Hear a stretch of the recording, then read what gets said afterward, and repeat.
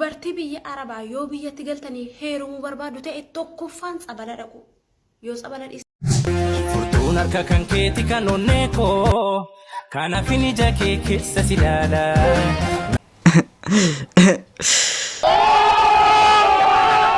Albaatii irraa dubbachuun feetudha. Warreen dhiyeenya bultii qaqqabatan jechuudha dhaggeeffadha. Ofii ijaarsa birriidhaan bittanii mana keessatti qallabaa mana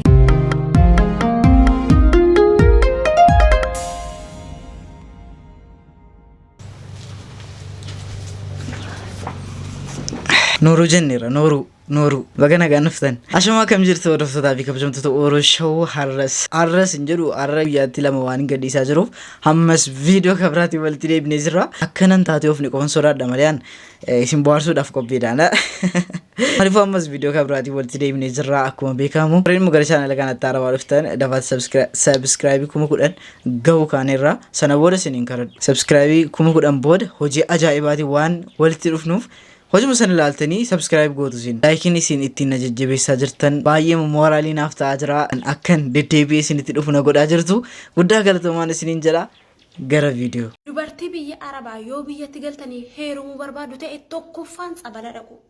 Yoo tsabala dhiistan Amaanu'eelis dhaqa rakkoon qabu. Iyyi Arabaa waggaa 2 guutuu sitti iyyite dhukkubatti akkas jalaan jijjiiramneef lammaffaan immoo birrii kan keetii maqaa abbaa kee wayi maqaa haadha keetti deebisi.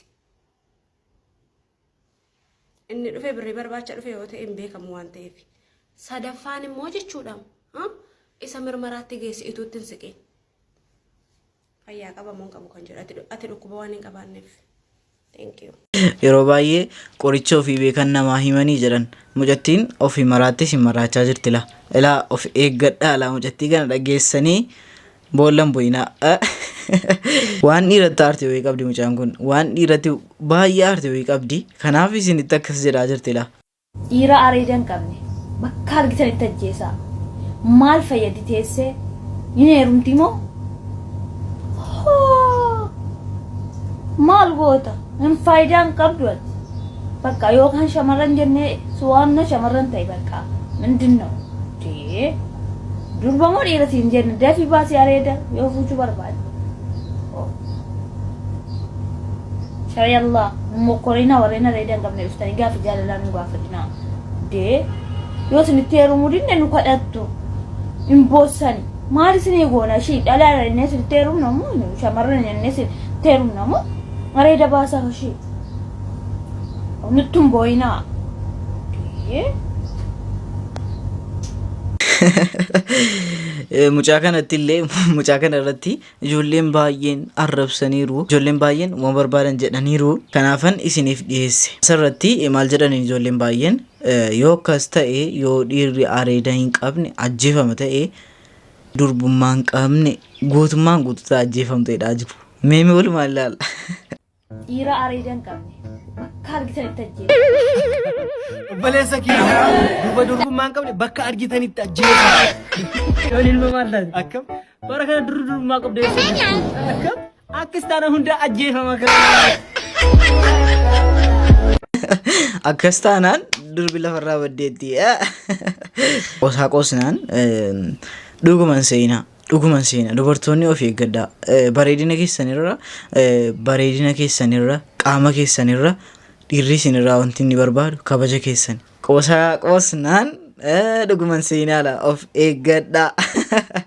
Buko Wayyee somna addunyaa kanarraa guddaa itti yaaddu maalidha? somna addunyaa kanarraa guddaa jechuudha. Saggaa hojii kiyyeetti caatii haasoftu jiranii lubbuu koo as dhabee jiraachuu hin danda'u amnaan nan du'aa waliin jedhanii soba guddaa dhalaan. Inna inni galgaloon jecha ture soba dhanaan jecha jirta? Ara kan keenya dhugaadha.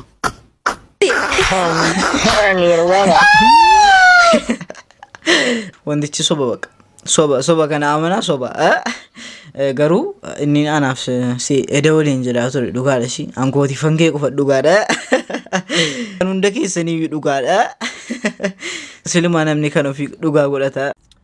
Simbarbaadu jedhanii erga deemanii booddee gaafa isaanii mijachuu didu si yaadee jedhanii jireenya kee keessa galuu warra barbaadanii jireenya kee keessatti ol hin galchin. Sababiin isaa bakki isaan deeman waan hin mijanneefiif ati warqee ta'uu kee of harkaatii warqee of harkaa baasanii sibiila harkaan qabatan gatii baranii fi deebi'anii gara kee dhufan irraa kan hafe utuu si jaallatanii jalqabumaan iyyuu sin barbaadu jedhaniin deeman turaniin. Kanaaf iyyuu ati gatii kee beekiniin warra gatii kee utuu hin beekin lafa si buusanii deemanitti deebistee of hin kennin. Sababiin isaa har'as gatii kee hin barre boris gatii kee hin barani waan ta'eef guyyaa gaarii qabaadhu nagaadhaan naaf waliin. Namni ofitti isin deeffachuu barbaadu yoo akkam maal ta'e iyyuu ofitti ittiin deebi'ina.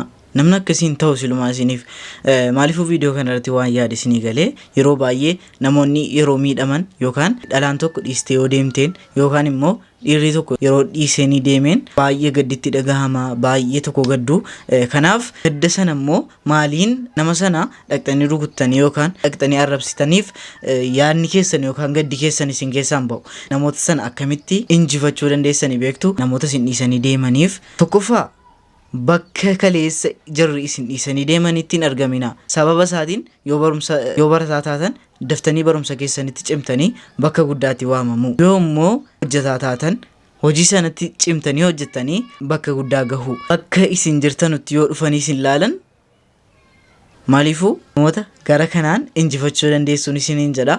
Wallahi arramo shamarran albaatii irraa dubbachuun feetudha. Warreen dhiyeenya bultii qaqqabatan jechuudha dhaggeeffadha. Ofii ijaarsa birriidhaan bittanii mana keessatti qallabaa mana kireeffattanii mana keessatti qallabaa nuyi neeruun yeroo itti sheemin isin qabu rabbiin jedha shari Allah rabbiin hin sodaattan ofii ibidda keessan jira ibidda keessa galee arginu ni jedhina nuyi bakka nu nama kaayyoo qabu waa'ee heerumaa miti kan nu cannaqe nu jaarsaa miti kan nu dhabnee biyyaa baane birriidha okee birrii dhabnee biyyaa baane mana jaarsa dhabne nuyi alhamdulillah rabbil alamin.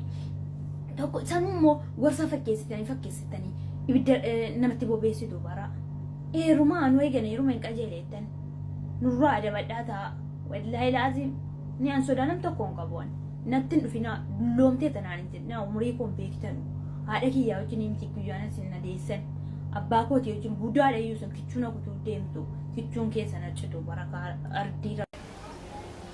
Abaarsariin kun immoo maaliif si'umaa jedhanii heerumii siin jedhan ofii heerumanii sii jedhaniiti. Booda jaartii yeroo taate namni si fuudhu hin jiru si galee yeroo jaartii taate birriidhaan yoo akkuma ta'etti jedhamee barbaaddatame malee gaa maaliifuu si'umaa jedhaniiti. Abaarsi kun hariin hin barbaachisu. Abaarsi kun hariin maal addaraa jedhama beektu waa tokkon isin dhaamuu barbaada asirratti. Dubartoonni yeroo umurii 15 hanga 20 keessa jiranii dhiiruma xaxxabachiisu barbaadu jedhama. Yeroo immoo umurii 20 hanga 25 keessa galan dhiira maallaqa qabu mataan isaanii dhiira maallaqa qabu jaallata jedhan.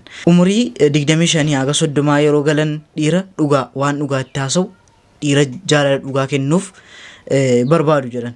Gaafa immoo 30 ol ta'an kanuma argatanitti raan anin jenne maaliif akkas jedhama si'umaa jedhanii jechuu kooti. Furtuun harka kan keeti kan onnee koo kanaaf ija kee keessa si ilaala na boojite ansiif taheera boojuu sabboontu Oromoo maaltu si caala badaalalli badhaasa rabbiirraa kenname kanaaf hin boqonnaa dabeesiif hin cinqame badaalalli badhaasa rabbiirraa kenname kanaaf hin boqonnaa dabeesiif hin cinqame na ilaali na ilaali na ilaali jaalala na yaali.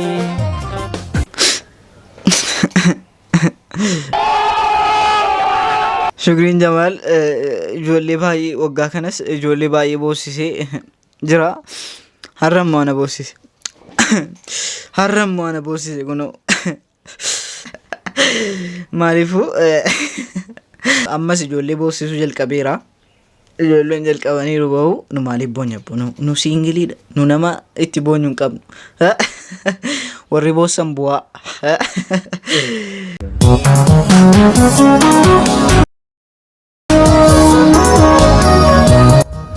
Barbaadu ture.